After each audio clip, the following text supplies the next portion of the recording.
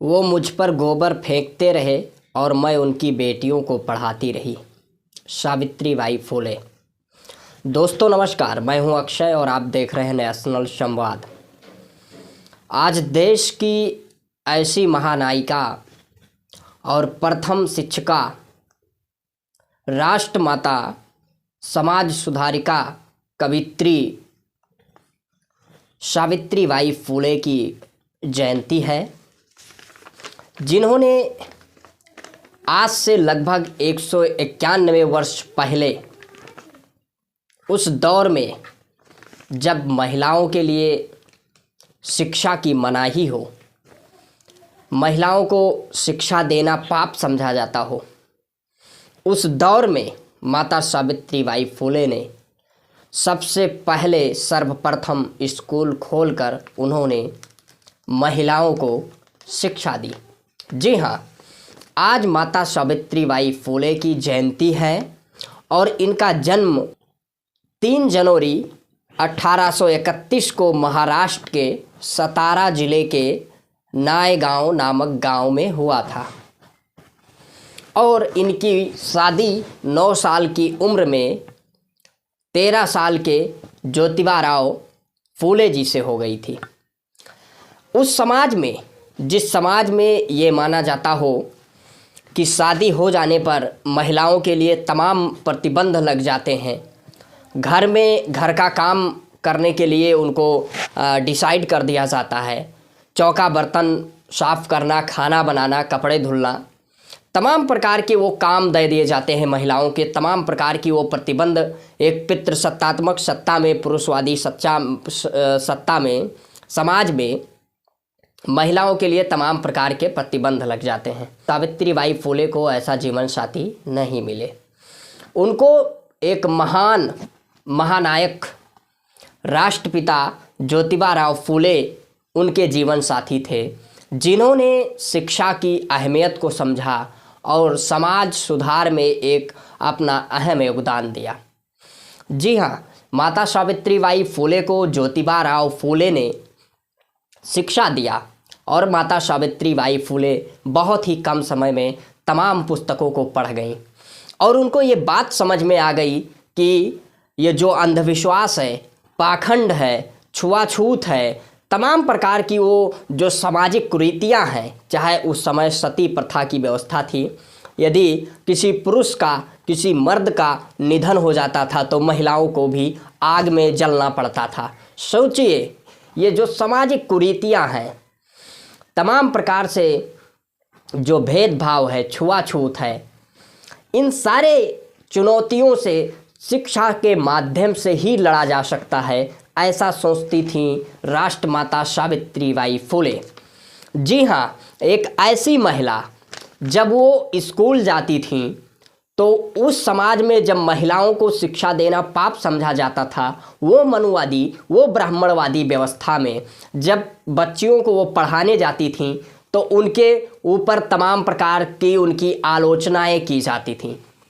और जब वो एक कवित्री थीं और जब वो अपना कलम चलाती थीं तो मानो ब्राह्मणवाद और मनुवाद और पितृसत्तात्मक सत्ता पर एक हथौड़ी चला रही हैं।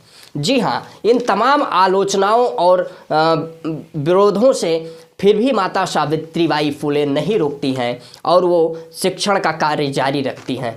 उसके बाद ये मनुवादी, ब्राह्मणवादी मानसिकता के लोग, पितृसत्तात्मक सत्ता के सोच रखने वाले लोग माता सावित्रीबाई फुले के ऊपर कभी गोबर फेंकते थे, कभी कीचड़ फेंकते थे, कभी मैला फेंकते थे और उनके शरीर के ऊपर जो वस्त्र रहता था वो पूरा गंदा हो जाता था।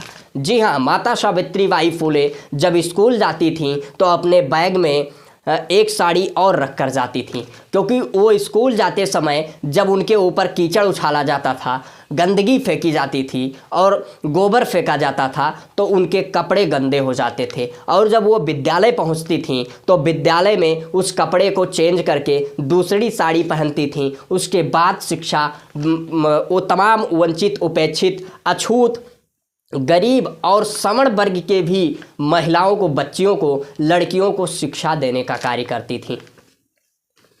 सोचिए, इस प्रकार की व्यवस्था में माता सावित्रीबाई फुले और माता सावित्रीबाई फुले कहती हैं, स्त्रियां केवल घर और खेत पर काम करने के लिए नहीं बनी हैं, वह पुरुषों से बेहतर कार्य कर सकती हैं। जी हाँ, 5 सितंबर 1848 में पुणे में उन्होंने अपने पति ज्योतिबा फूले के साथ मिलकर पहला स्कूल खोला था। सोचिए, ज्योतिबा फूले एक ऐसा महानायक जिन्होंने शिक्षा की अहमियत समझा और अपनी पत्नी को पढ़ाया, और माता सावित्रीबाई फुले ने तमाम उन वंचित, उपेक्षित, अछूत और तमाम लड़कियों को शिक्षा देने का कार्य किया। सोच सकते हैं ज्योतिबा फुले जिस तरीके से उन्होंने तमाम चुनौतियों के साथ स्कूल खोला, और सावित्रीबाई फुले भारत के पहले बालिका विद्यालय की पहली प्रिंसिपल बनी और पहले किसान स्कूल की संस्थापक भी थी। 5 सितंबर 1848 में पुणे में अपने पति के साथ मिलकर विभिन्न जातियों की 9 छात्राओं के साथ उन्होंने महिलाओं के लिए एक विद्यालय की स्थापना की। सोचिए, उस दौर में 1848 के दौर में 5 सितंबर 1848 में उन्होंने पहला विद्यालय खोला। यदि एक विद्यालय बंद होता था तो दूसरा विद्यालय ज्योतिबा फुले और सावित्रीबाई फुले खोल देते थे। तमाम वो चुनौतियों से भरा रहता था, विरोध होता था, तमाम प्रकार से आर्थिक तंगी आई, लेकिन विद्यालय चलाते रहे। ऐसे महानायक और महानायिका जिन्होंने समाज में एक मूलचूल व्यवस्था परिवर्तन और सामाजिक परिवर्तन के लिए काम किया। आज माता सावित्रीबाई फुले की जयंती है 3 जनवरी। आज 3 जनवरी है, और 3 जनवरी 1831 में उनका जन्म हुआ, और भारत ही नहीं पूरे विश्व की महिलाओं को माता सावित्रीबाई फुले को जानना चाहिए, पढ़ना चाहिए, उनके विचारों को आत्मसात करना चाहिए, और पितृसत्तात्मक सत्ता, पुरुषवादी सत्ता के खिलाफ जो आज भी वर्तमान में चुनौतियां हैं, उन चुनौतियों के खिलाफ लड़ना चाहिए। सोचिए, जिस व्यवस्था के तहत महिलाओं को केवल घर का काम करने के लिए समझा जाता है, उनको केवल चौका बर्तन और खाना बनाना और कपड़ा बनाने के लिए समझा जाता है, उन महिलाओं को जब माता सावित्रीबाई फुले और ज्योतिबा फुले के बदौलत, और उन तमाम महापुरुषों, चाहे डॉक्टर भीमराव अंबेडकर हों, उन तमाम महापुरुषों के संघर्षों के बदौलत जब महिलाओं को पढ़ने पढ़ाने का अधिकार प्राप्त हुआ, तो अपनी महिलाओं ने अपनी काबिलियत को दुनिया के सामने प्रस्तुत किया। आज सोच सकते हैं, चाहे ट्रेन चलाना हो, हवा जहाज उड़ाना हो, चाहे सेना में हो, खेल के क्षेत्र में हो, चाहे वैज्ञानिकों के क्षेत्र में हो, चाहे डॉक्टर के क्षेत्र में हो, चाहे अध्यापक के क्षेत्र में हो, विभिन्न क्षेत्रों में महिलाएं अपनी काबिलियत को प्रस्तुत कर रही हैं और कहीं ना कहीं पुरुष के अपेक्षा बेहतर कर रही हैं। लेकिन वो पितृसत्तात्मक सत्ता, मनुवादी, ब्राह्मणवादी ये नहीं चाहते थे। तो ऐसी महानायिका जिन्होंने राष्ट्र माता सावित्रीबाई फुले को क्यों नहीं भारत रत्न मिलना चाहिए, क्यों नहीं इनके जन्म जयंती पर शिक्षक दिवस मनाना चाहिए, क्योंकि भारत की प्रथम शिक्षिका राष्ट्रमाता सावित्रीबाई फुले थीं, और उन्होंने पढ़कर पढ़ाने का काम किया, तमाम महिलाओं को पढ़ाने का काम किया। तो मुझे लगता है कि राष्ट्रमाता सावित्रीबाई फुले को भारत रत्न मिलना चाहिए, और उनकी जयंती पर शिक्षिका टीचर्स डे मनाना चाहिए।